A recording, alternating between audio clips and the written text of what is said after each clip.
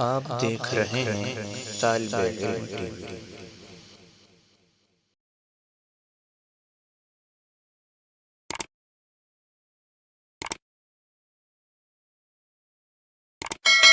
وی۔ سوال پیدا ہوتا ہے کہ توبہ کا طریقہ کیا ہے؟ چنانچہ ایک حدیث مبارکہ میں توبہ کا طریقہ بتلایا گیا۔ سیدنا صدیق اکبر رضی اللہ عنہ اس کی روایت کرتے ہیں، نبی علیہ السلام نے ارشاد فرمایا: ما من رجل یذنب ذنب ثم یقوم فیتطہر ثم یصلی رکعتین ثم یستغفر اللہ غفر اللہ لہ، کہ جس بندے نے کوئی گناہ کر لیا اس کو چاہیے کہ وہ اچھی طرح وضو کرے، پھر 2 رکعت صلاۃ التوبہ کے پڑھے، پھر اس کے بعد اللہ تعالیٰ کے سامنے استغفار کرے، اللہ تعالیٰ اس کے گناہوں کو معاف فرما دیتے ہیں۔ چنانچہ کس انداز سے توبہ کرنی چاہیے؟ حدیث مبارکہ میں ہے کہ جو بندہ دل کی گہرائیوں سے نادم ہوتا ہے اللہ تعالیٰ اس کی توبہ کو قبول کرتے ہیں۔ فرمایا: الندم توبۃ، کہ دل میں نادم اور پریشان ہونا اس سے توبہ ہو جاتی ہے۔ بنی اسرائیل کے ایک نوجوان کا عجیب قصہ ہے، میں اکثر یہ سناتا ہوں تاکہ ہمیں پتہ چلے کہ ہمیں اللہ تعالیٰ سے معافی کیسے مانگنی چاہیے۔ وہب بن منبہ نے اس کو نقل کیا، وہ فرماتے ہیں کہ بنی اسرائیل میں ایک نوجوان تھا جو بہت بدکار تھا، لوگ اس کی بری زندگی سے تنگ تھے، بہت سمجھاتے تھے مگر وہ کسی کی سنتا ہی نہیں تھا۔ بستی والے بہت تنگ ہو گئے اور ایک دفعہ انہوں نے سوچا کہ اب اگر اس نے گناہ کیا تو ہم اس کی پٹائی بھی کریں گے اور اس کو بستی سے نکال بھی دیں گے، یہ یہاں رہنے کے قابل ہی نہیں، یہ تو دوسروں کے بگڑنے کا ذریعہ بن جائے گا۔ چنانچہ وہ نوجوان کچھ عرصہ تک گناہوں سے بچا رہا، پھر گناہ کر بیٹھا۔ اب بستی والا نے اس کی خوب پٹائی کی اور دھکے دے دے کے ہیوملیٹ کر کے اس کو شہر سے نکال دیا۔ اس زمانے میں چھوٹے چھوٹے شہر ہوتے تھے اور ان کے گرد کئی مرتبہ دیواریں بھی بنی ہوتی تھیں، تو دروازے کے سامنے ایک ویرانہ تھا، درخت تھے، یہ نوجوان وہاں چلا گیا۔ اللہ کی شان کہ یہ بیمار ہو گیا، موسم سردی کا ہو اور انسان کے پاس دوائی بھی نہ ہو اور کوئی اور انتظام بھی نہ ہو تو پھر بیماری ایگریویٹ کر جاتی ہے، بڑھ جاتی ہے۔ اس نوجوان کے ساتھ ایسا ہی ہوا، چنانچہ اس کی بیماری بڑھ گئی حتیٰ کہ اس کی موت کا وقت آ گیا۔ جب یہ فوت ہوا تو اللہ رب العزت نے موسیٰ علیہ السلام کی طرف وحی نازل فرمائی کہ اے میرے پیارے پیغمبر علیہ السلام، میرے اولیاء میں سے ایک ولی کی موت آ گئی ہے، آپ جائیے، اس کو غسل دیجئے، کفن پہنائیے، جنازہ کی نماز پڑھیے، اور یہ بھی اعلان کر دیجئے کہ جس بندے کے گناہ بہت زیادہ ہوں وہ آ کے اس کی نماز جنازہ پڑھ لے، ہم پڑھنے والوں کے گناہوں کو بھی معاف کر دیں گے۔ چنانچہ موسیٰ علیہ السلام نے جب یہ اعلان کیا تو بنی اسرائیل کے بہت لوگ اکٹھے ہو گئے۔ اب اس واقعے کو ذرا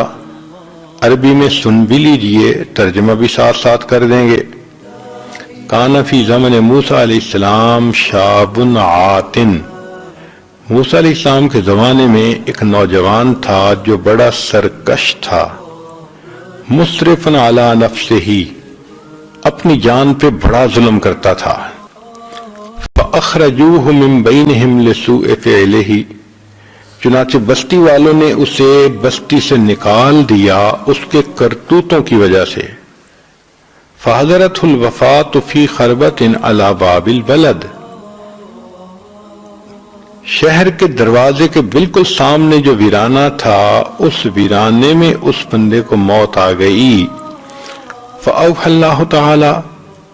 الی موسیٰ علیہ السلام، اللہ رب العزت نے موسیٰ علیہ السلام کی طرف وحی نازل فرمائی کہ اے میرے پیارے موسیٰ علیہ السلام، ان ولی من اولیائی، کہ میرے دوستوں میں سے ایک دوست، اولیاء میں سے ایک ولی، حاضرہ الموت، اس کو موت آ گئی ہے، فاحذرہ، اس کے پاس جائیے، وغسلہ، اور اس کو غسل دیجیے، وصلی علیہ، اور اس کی نماز جنازہ پڑھیے، وکل من کثر عصیانہ، اور کہہ دیجئے کہ جس بندے کے گناہ بہت زیادہ ہوں، یحضر جنازتہ، وہ اس کے جنازہ پڑھنے کے لیے حاضر ہو جائے، لأغفر لہم، میں جنازہ پڑھنے والے کی بھی مغفرت کر دوں گا۔ جب اللہ کی طرف سے یہ اعلان ہوا تو پھر فنادى موسیٰ علیہ السلام فی بنی اسرائیل فکثر الناس، بہت سارے لوگ جنازہ پڑھنے کے لیے آ گئے، سب چاہتے تھے ہمارے گناہ بخشے جائیں۔ فلما حضروہ عرفوہ، جب وہ وہاں پہنچے تو انہوں نے اس نوجوان کو پہچانا، فقالو، کہنے لگے، یا نبی اللہ، اے اللہ کے نبی صلی اللہ علیہ وسلم، ھذا ھو الفاسق، یہ تو وہی فاسق شخص ہے، الذی اخرجناہ، جس کو ہم نے بستی سے دھکے دے دے کے نکال دیا تھا۔ فتعجب موسیٰ من ذلک، موسیٰ علیہ السلام بھی اس بات پہ بہت حیران ہوئے۔ فأوحى اللہ الیہ، اللہ نے حضرت موسیٰ علیہ السلام کی طرف وحی نازل فرمائی، صدقوا وہم شہدائی، اے میرے پیغمبر اسلام، یہ لوگ سچ کہہ رہے ہیں مگر یہ اس بات کے گواہ ہیں، انہو لما حضرتہ الوفاۃ فی ھذہ الخربۃ، بات یہ ہے کہ جب اس بندے کو اس ویرانے میں موت کا وقت آ گیا، نظر یمنۃ و یسرۃ، اس نے اپنے دائیں دیکھا، اپنے بائیں دیکھا، فلم یرا حمیما ولا قریبا، کوئی اس کا دوست پاس نہیں تھا، کوئی رشتہ دار پاس نہیں تھا۔ اس وقت اس نے یہ پکارا کہ اللہ، کوئی میرا یار ہوتا جو یاری کرتا، دلدار ہوتا دلداری کرتا، میری امی پاس ہوتی، میرے سر پہ ہاتھ رکھتی، میری بیوی ہوتی، مجھے دلاسا دلاتی۔ اللہ، نہ کوئی دوست ہے نہ رشتہ دار ہے، میں تنہا ہوں، اکیلا ہوں، ذلیل ہوں اور ٹوٹے ہوئے دل والا ہوں، اللہ میرے اوپر رحم کر دیجئے۔ ورا نفسہ غریبۃ وحیدۃ ذلیلۃ منکسرۃ، فرفع بصرہ الیہ، اس وقت اس نوجوان نے آسمان کی طرف دیکھ کر یہ کہا، الہی عبد من عبادک، اللہ میں بھی تیرے بندوں میں سے تو بندہ ہوں، اگرچہ میں گنہگار سے ہی مگر تیری بندگی کی فہرست سے تو نہیں نکلا ہوں، تو ابھی تک میں بندہ آپ ہی کا۔ میرے مولا، جب میں آپ کا بندہ ہوں تو آپ میرے اوپر رحم فرمائیے۔ غریب فی بلادکا، میں اپنے شہر سے بھی دھکے دے دے کے نکالا گیا ہوں، اے اللہ، لو علمت ان عذابی یزید فی ملکی کا، اگر مجھے یقین ہوتا کہ میرے عذاب دینے سے آپ کی شان بڑھ جائے گی اور مجھے معاف کرنے سے آپ کی شان کم ہو جائے گی، لما سألتک المغفرہ، اللہ میں آپ سے کبھی مغفرت طلب نہ کرتا، ولیس لی ملجأ، اللہ میری کوئی جائے پناہ نہیں، ولا رجاء، کوئی امیدگار نہیں، الا انتا، سوائے تیرے۔ جس طرح بندہ کہتا ہے کہ اللہ میرا کوئی نہیں، اللہ تیرے سوا، اللہ میری امیدیں آپ کی ذات پر لگی ہیں، میری نظریں آپ کے اوپر لگی ہوئی ہیں،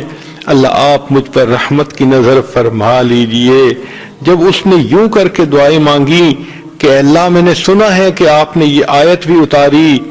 انی انا الغفور الرحیم، کہ بے شک میں غفور اور میں رحیم ہوں،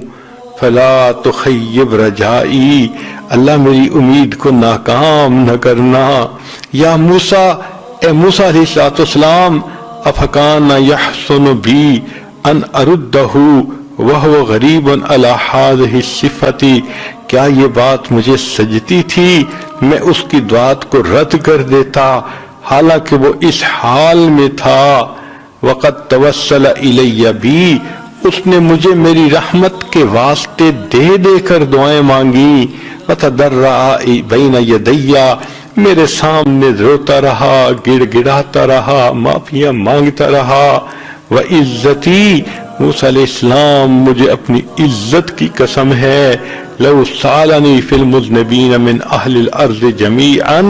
لوہبتہم لہو لذل غربتہ،